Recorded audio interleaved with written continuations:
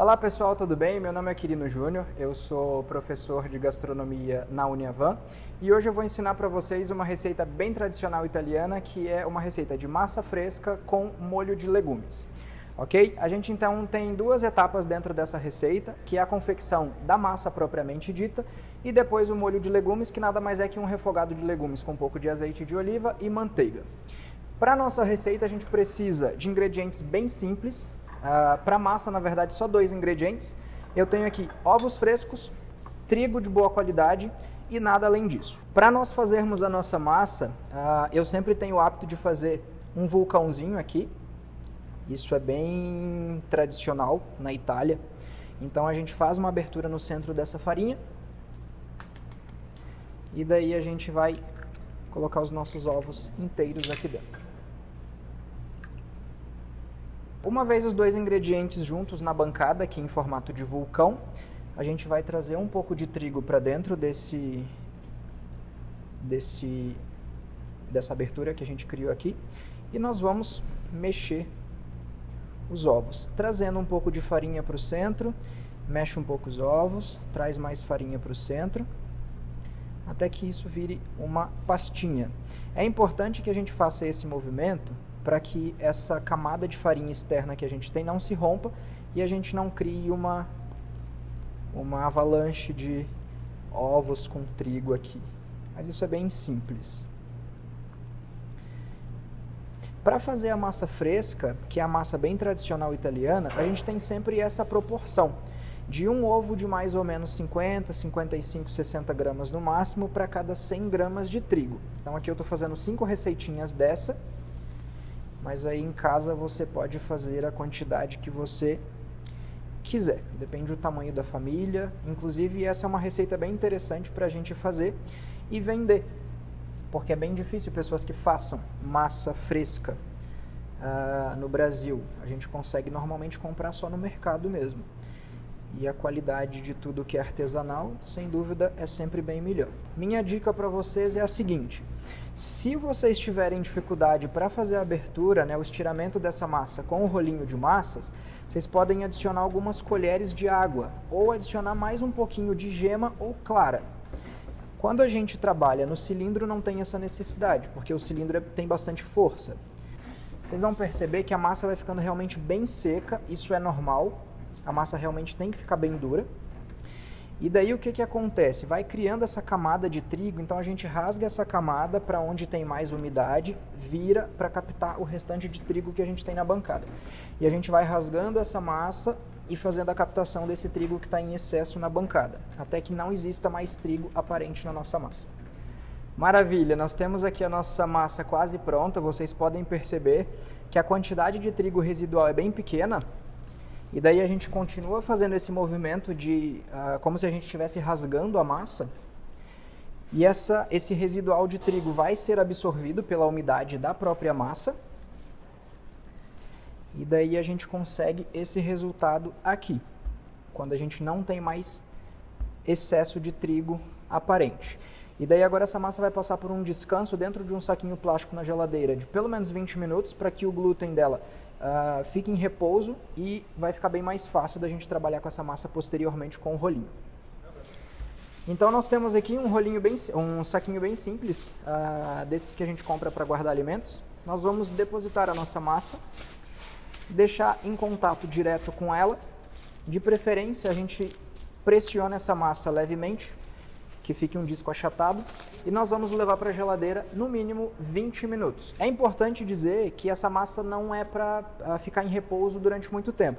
Eu posso fazer de hoje para amanhã? Posso, mas o ideal é que eu repouse ali 20 minutos, já faça todo o trabalho que eu preciso com ela, abertura, corte, enfim, a escolha de corte que eu quero ou não, e depois sim eu vou armazenar essa massa. Então, nesse período aqui, 20 minutos é o suficiente e logo em seguida a gente já trabalha com a massa. Certo, a gente vai fazer os cortes dos legumes agora. Aqui eu tenho uma variedade de legumes, cenoura, pimentão vermelho, poderia ser pimentão amarelo, eu tenho um pouco de berinjela também. Mas vocês podem escolher os legumes que vocês quiserem. Vale sempre lembrar que na Europa de forma geral, também na França, na Itália, de onde vem esse prato, usa-se bastante legumes na composição de várias refeições. Então aqui a gente tem um mix de legume, eu tenho aqui alguns tomates cereja também, mas vocês fiquem à vontade para escolher os legumes que vocês quiserem. Essa é a composição que eu uso normalmente na minha casa, eu gosto bastante. E daí vocês podem escolher aquilo que agrada mais para vocês. É importante que a gente faça em pratos como esse, porque se trata de algo bem simples. Nós temos só uma massa com alguns legumes refogados no azeite e um pouco de manteiga, alguns temperos e algo realmente bem simples. É bastante importante que a gente se atenha à forma de apresentação disso. Então, o que eu vou fazer com os legumes? Cortá-los de uma forma padronizada. É o que vai trazer bastante beleza para o meu prato. É um prato bastante simples, mas que no final do todo fica bem interessante. Então eu tenho aqui uma cebola cortada ao meio, tenho toda ela aqui na verdade. Eu vou manter a parte do pedúnculo dela, para que ela não se desfolhe. Tirei a parte de brotação, que ela tinha aqui um pedacinho. Tem uma faca bem afiada, que é super importante. A gente coloca a mão de garra em cima do alimento, principalmente da cebola, que é um dos mais chatinhos para se cortar. Vou fazer o movimento de gangorra com a faca. E daí eu vou conseguir um corte bem padronizado. Vejam que é interessante que os meus cortes fiquem bem fininhos assim. E daí depois tudo isso fica bem agradável quando a gente vai comer. Quando eu tenho essa parte mais elevada da cebola, pode ser que eu não consiga o movimento de gangorra. Então eu subo toda a faca e corto da mesma forma. Vale lembrar também que é sempre interessante que a gente use a ponta dos dedos e a nossa unha para fazer a nossa proteção. Eu não seguro a faca assim, porque senão eu vou me cortar. Eu seguro a cebola assim e a faca vai encostar nas minhas unhas e vai fazer com que somente a cebola seja cortada.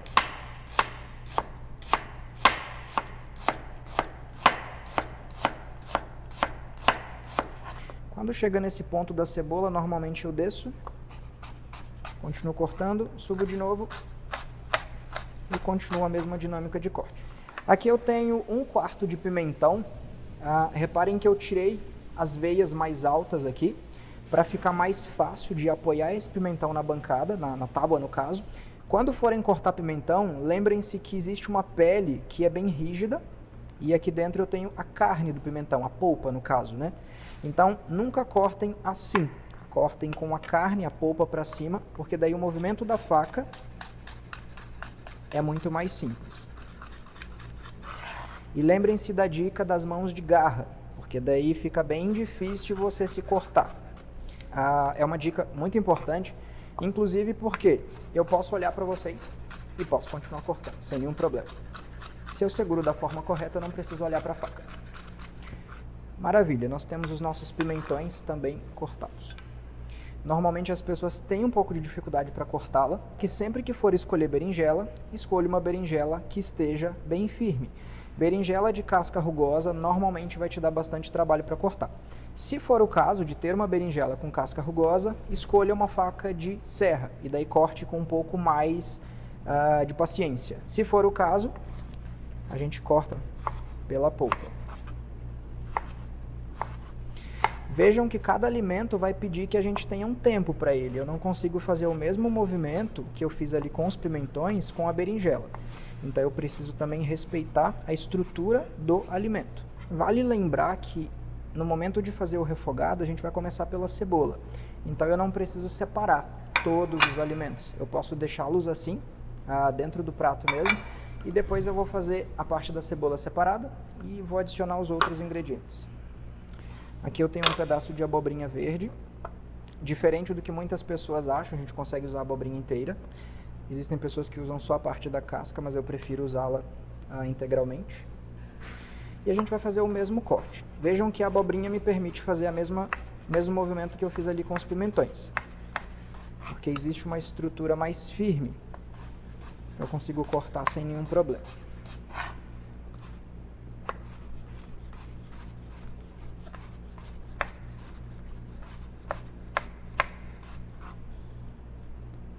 Eu prefiro só lavar a cenoura e não tirar a casca dela, porque aqui a gente tem um pouco mais de fibra e um pouco mais de nutriente. Então eu uso a cenoura também com casca. Na verdade, tudo que vocês puderem usar integralmente, melhor para vocês, melhor para o intestino de vocês e melhor para a saúde de vocês. Aqui pela estrutura da cenoura eu consigo fazer exatamente o mesmo corte, né, ter o mesmo padrão de movimento.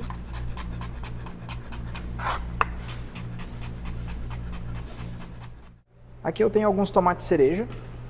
A gente vai simplesmente cortá-los ao meio. Na verdade, uma dica que eu dou para vocês é que sempre escolham os menores ingredientes quando a gente trata de fruta, verdura e legume. Os menores tomates, as menores cenouras, as menores berinjelas, porque quando o alimento não cria uma estrutura muito grande, é muito mais fácil da planta desse alimento mandar mais nutriente para ele reter. Então, quando eu tenho uma cenoura muito grande, normalmente ela vai ter em proporção menos vitamina do que uma cenoura menor. Então sempre optem pelos alimentos menores. Normalmente a gente sempre quer os alimentos mais bem desenvolvidos, né? Mas nesse caso, o contrário é melhor. Então, pessoal, aqui a gente tem a nossa massa após 20 minutos de geladeira, repousada dentro do saquinho de alimentos. E aqui a gente já percebe que o glúten já começou a agir, então eu tenho uma massa muito mais macia e elástica do que ali no início, quando nós começamos. Agora é bem simples, é um trabalho bem manual e braçal. A gente vai colocar um pouco de trigo na nossa bancada. Para facilitar, eu sempre corto a massa em alguns pedaços, porque daí eu tenho que empregar bem menos força e é mais fácil. Eu corto um pedaço de massa, começo a abrir com a minha mão. Aqui a gente pode usar uma quantidade bem relevante, significativa de trigo, porque a gente não quer que essa massa grude. E daí eu vou abrir essa massa.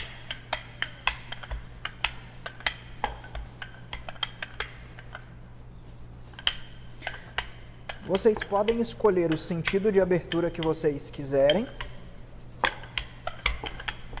A gente abre para um lado, abre para o outro e vai fazendo da forma que for mais fácil.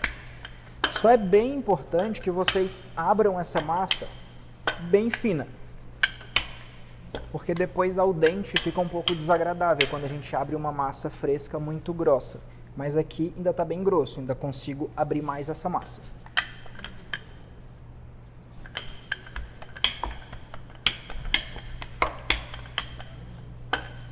Essas dobras vão acontecer normal e a gente vem e passa um pouco de trigo. Isso nos facilita bastante o trabalho.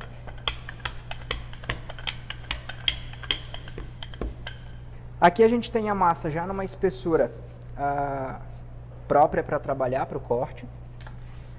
É sempre interessante que a gente passe a mão em toda a extensão da massa para perceber se tem algum relevo mais protuberante, né? Aqui a gente não tem. A gente vai colocar bastante trigo dentro dessa massa. Vamos dobrá-la em dois, mais trigo. Dobra em dois, um pouco mais de trigo. E voltamos a dobrá-la em dois. A gente vai tirar a ponta dessa massa. Vocês vão decidir o corte que vocês querem. Se vocês querem espaguete, se vocês querem fettuccine, que é um pouco mais largo, ou qual que seja a largura que vocês escolherem para a massa.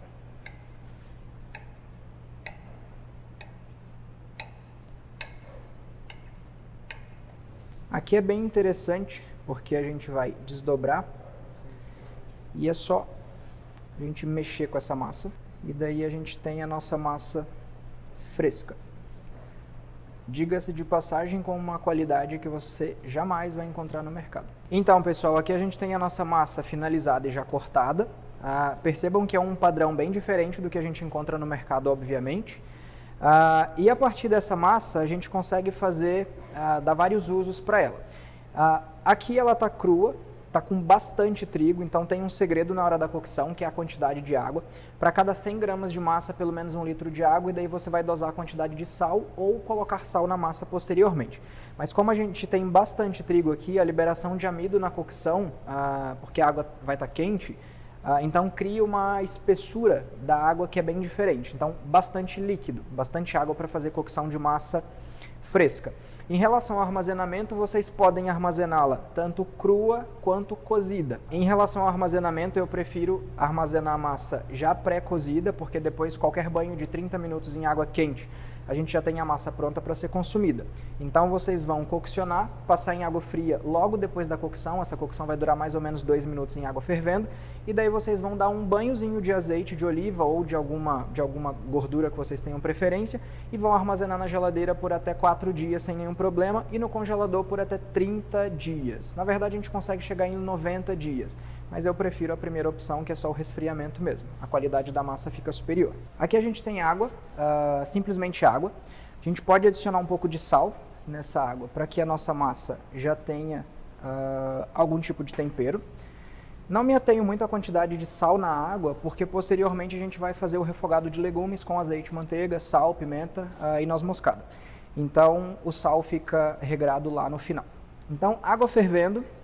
Vejam que pela quantidade de água eu tenho bem pouca massa, é uma quantidade que cabe na palma das minhas 2 mãos, não mais do que isso, porque quando esse trigo entrar em contato com a água quente, ele vai formar gel e a água vai ficar bem espessa. Então coloquem para coccionar. Eu vou usar um garfinho aqui, a gente não precisa ficar mexendo isso o tempo inteiro, mas no primeiro momento é interessante para que essa massa não grude uma na outra. E depois eu vou deixar a água quente fazer o trabalho dela. Vou contar 2 minutinhos, retiro e passo na água fria. Vale sempre ressaltar que a gente está lidando com uma massa fresca. A textura de massa, quando a gente come, é bem diferente das massas que normalmente a gente compra no mercado. Se a gente cozinha demais, o ponto não fica muito agradável, e se a gente cozinha de menos, fica rígido demais. Então você vai encontrar ali o seu ponto de cocção e vai fazer da forma que te agrada. Eu particularmente prefiro massas al dente, que é como ela é consumida na Itália, mas nada impede de você coccionar um pouco além para ter uma massa um pouco mais macia. Eu vou usar uma peneira porque eu tenho uma quantidade baixa de massa, que eu já tenho água fria, e eu vou depositar essa massa direto dentro dessa água.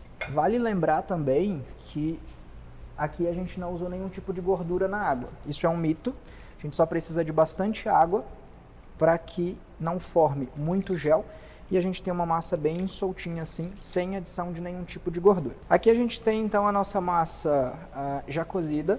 Ela está cozida de forma al dente, foram cerca de 2 minutos em água fervente. Eu passei na água fria, como eu havia mencionado anteriormente, e daí para armazenar, um fiozinho de azeite de oliva, não muito.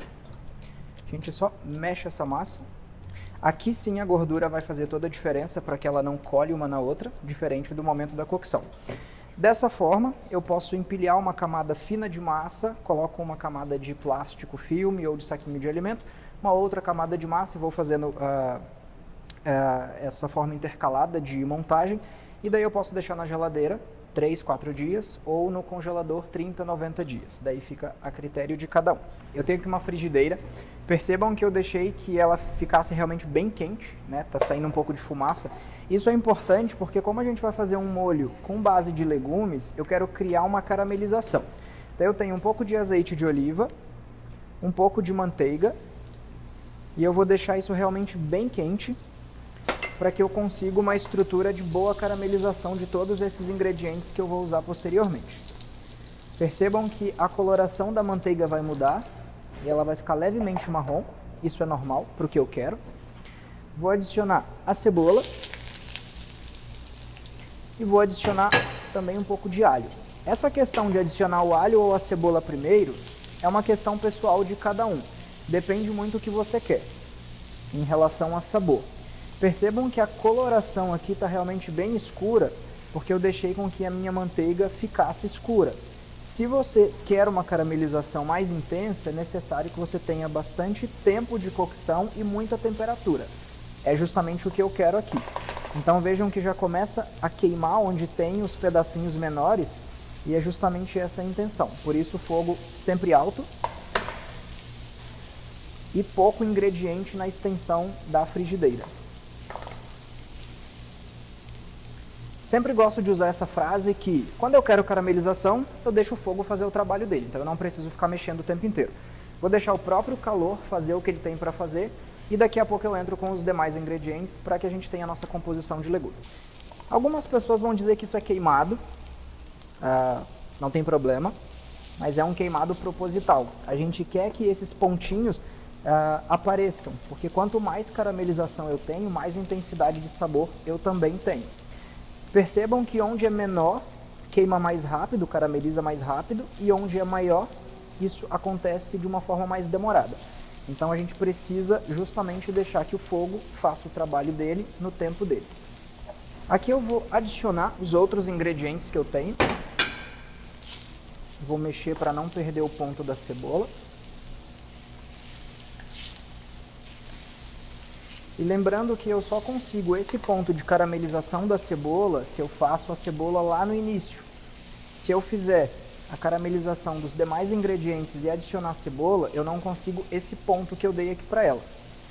Então é sempre bastante importante que a gente se atenha às ordens também da entrada dos alimentos. Esses outros alimentos vão demorar um pouco mais para caramelizar, porque eles têm basicamente a mesma estrutura, então eu posso entrar com todos eles ao mesmo tempo, sem nenhum problema. Percebam que aqui eu tenho os alimentos bem secos e opacos. Esse é o momento de nós entrarmos com um pouco mais de azeite de oliva. Talvez vocês possam se assustar com a quantidade de azeite, mas a alimentação mediterrânea, isso inclui a Itália, né, em determinadas regiões que fazem parte do Mediterrâneo, e na França também, a gente tem um uso bem grande de azeite de oliva. Na verdade, a gente pode consumir, o ideal seria que nós consumíssemos 5 colheres de azeite por dia. Então essas refeições do Mediterrâneo são sempre bem regadas de azeite. Vejam que eu tenho um brilho bem interessante dos alimentos aqui, dos meus ingredientes. Eu continuo com fogo alto, a caramelização continua acontecendo. Minha segunda gordura, que é a manteiga, lá no início nós tínhamos adicionado um pouco, e agora mais um pouco. A manteiga também acaba ajudando na caramelização porque tem proteína, e daí a gente tem, na verdade, uma reação chamada reação de Maillard, que é a caramelização do açúcar na presença de qualquer tipo de proteína. E daí a gente tem esse colorido bem bonito. Mais uma vez, vou usar sempre a minha frase preferida, que é deixar o fogo fazer o trabalho dele, não vou mexer. E daqui a pouco a gente vai adicionar os tomates, as alcaparras para finalizarmos o nosso refogado. E aqui eu tenho algumas ervinhas frescas, manjericão, inclusive nós colhemos na hortinha aqui da Uniavan, o tomilho também, e um pouco de cibolete. Ali no final eu tenho sal, pimenta e noz moscada, que eu também vou fazer uso. Vocês podem se utilizar de aceto balsâmico para que a gente tenha um teor de acidez. Percebam aqui que os outros ingredientes também já começam a caramelizar, né? Então eu tenho uma coloração um pouco mais escura da cenoura, da berinjela, da abobrinha. Quando a gente come um alimento in natura, ele tem determinado sabor, normalmente um sabor bem fresco, né, que traz bastante frescor ao paladar. E quando a gente carameliza, os sabores se intensificam, porque daí eu tenho uma mudança do carboidrato que está presente ali. Fica um colorido realmente bem bonito, e é justamente isso que nos interessa. Vou adicionar aqui um pouquinho de noz moscada. Fica a critério também, porque existem pessoas que não gostam ou que são alérgicas, enfim. Percebam que a caramelização continua acontecendo, fica realmente um colorido bem bonito. Nada impede de vocês não caramelizarem tanto quanto eu estou fazendo aqui, porque o paladar é diferente de uma pessoa para outra, então não tem problema. Eu vou desligar o fogo, porque aqui eu já cheguei no ponto de cocção que eu gostaria. Vou adicionar um pouco de sal. Vou adicionar também um pouco de pimenta moída na hora. É sempre importante usar a pimenta moída na hora porque os aromas e os sabores que ela tem são muito mais intensos, porque eles não se perdem com o oxigênio. E eu tenho aqui um pouquinho de tomilho, mesmo com os cabinhos, eu não vou tirar. Isso também é bem usual na Europa, que a gente use o tomilho com o cabinho. E aqui eu tenho algumas folhinhas do nosso manjericão colhido ali na nossa hortinha, que está bem bonito por sinal. E eu não vou sequer cortar essas folhas. Eu vou usar como eles usam na Itália. Vou só deixar as folhas frescas aqui. E o aroma dela vai se encarregar de fazer o trabalho dele. Alcaparra. Os tomates que nós havíamos cortado ao meio lá no início. E a gente já tem o nosso refogado de legumes pronto para ser servido com a nossa massa fresca. É sempre importante acrescentar os tomates lá no final para que a gente mantenha a crocância dele. Se a gente cozinha o tomate em excesso, a textura não fica tão agradável. E aqui eu tenho a nossa massa, vejam que ela está bem solta. Eu vou adicioná-la. Vou fazer o uso de um pegador aqui também para me auxiliar.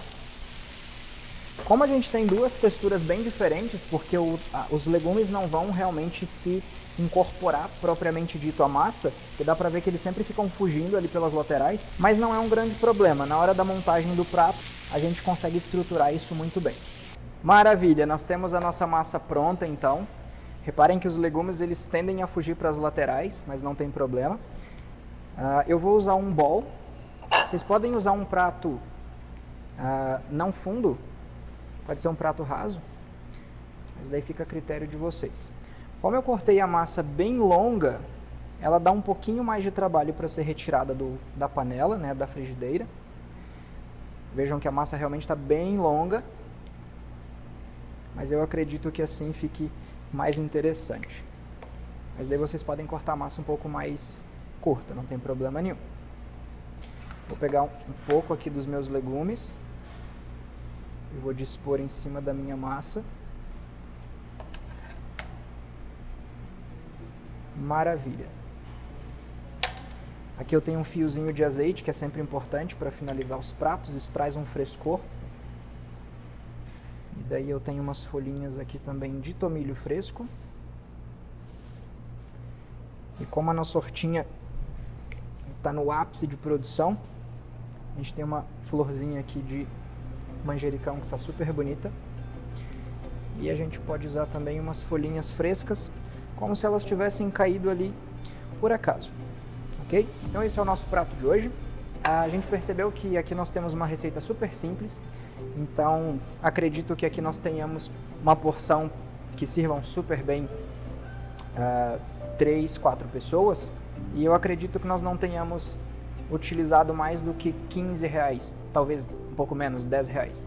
Então, para servir 4 pessoas com R$15 é muita coisa, né? São R$3,50 por prato. E vejam que quando a gente usa uma louça legal, a gente tem um prato bem interessante. Ok? Espero que vocês tenham gostado e até a próxima!